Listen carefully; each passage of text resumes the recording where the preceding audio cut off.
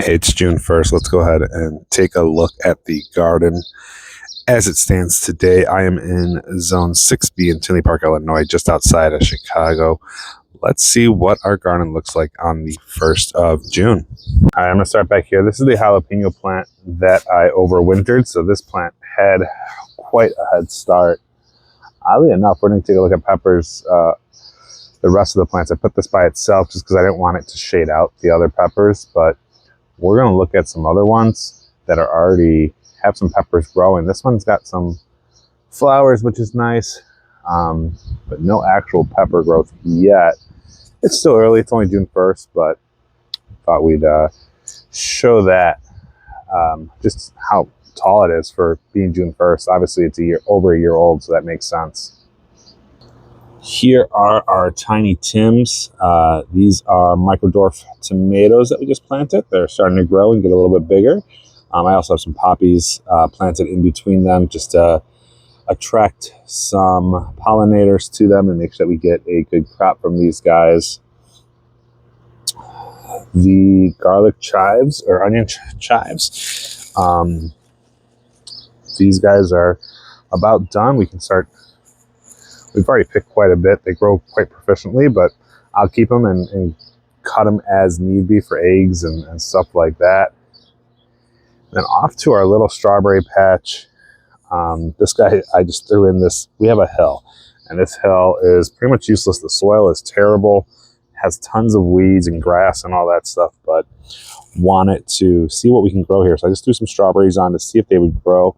And lo and behold, we have a couple coming in. So got some strawberries here, a little bit of mint. Again, never put mint in the ground, but I was trying to get rid of weeds, and I figured if I can have this whole patch be mint instead of weeds, it would at least be a little bit more useful. So we're going to see how that goes. Let's take a look. Over here, we got our potatoes and onions growing. I'm doing an experiment of growing onions in the bag with potatoes to see how that goes. Now, my first issue is despite putting the potatoes in the middle and the onions around the edge, the potatoes still decided to pop up around, but we got a few experiments going here. So one is hilling with straw versus hilling with leaves. We're gonna see how that goes. But these are our potato bags, and we'll see how they go. I'm actually growing these purple potatoes that are low glycemic index. So they're really good for if you're diabetic. My wife is, and they're gonna help with that.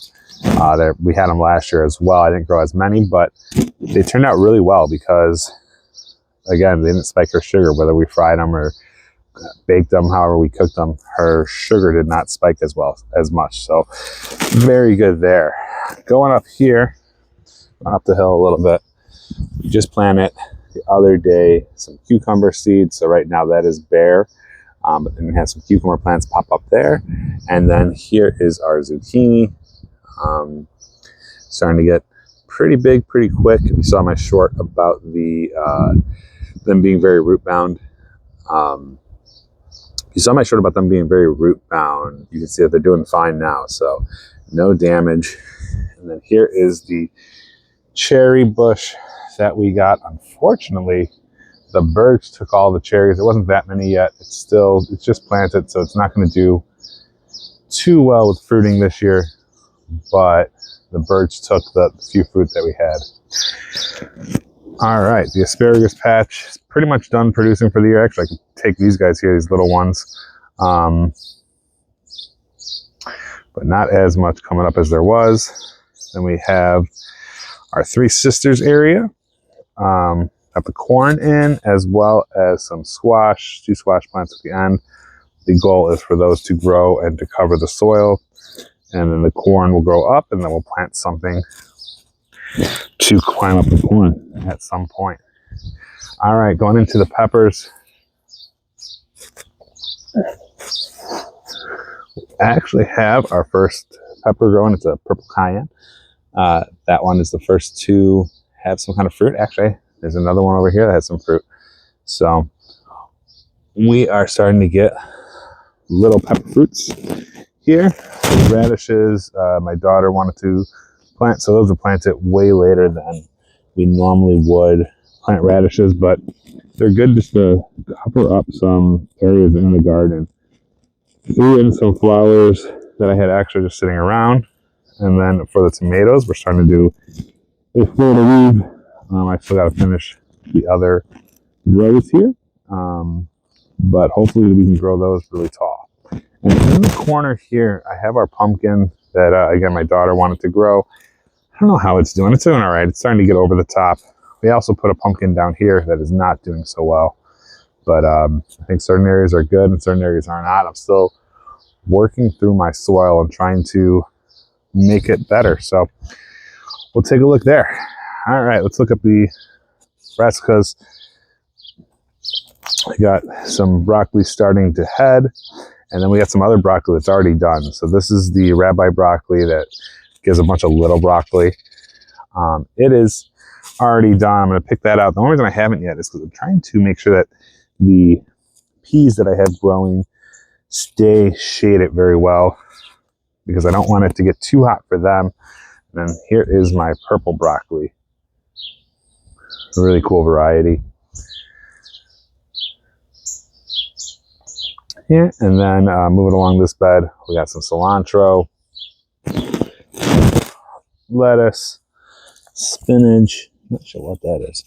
No, the spinach is already bolting. Some spinach here, some lettuce, red lettuce. I like to get a variety of lettuce going. And then some more carrots and onions here. And our big carrot patch, this needs to be thinned out. As I planted the seeds, the rain came and pushed all of them together. So it's a carrot patch, but very, very sticky. Very, very close together. They sort of all rolled into one patch. So I'm going to thin this out as they grow and start picking some carrots here, hopefully the next month or so. Onions growing pretty well. These guys I started indoors. These little ones, actually, I just planted straight to see as an experiment if anything would grow or how they would grow. So that is this second bed here. All right, this area, this is my hot plant. This thing is a monster. If you homebrew and don't have a hot plant, what are you doing? It takes no work at all, and this thing grows massively. And then here is my grape plant I planted last year.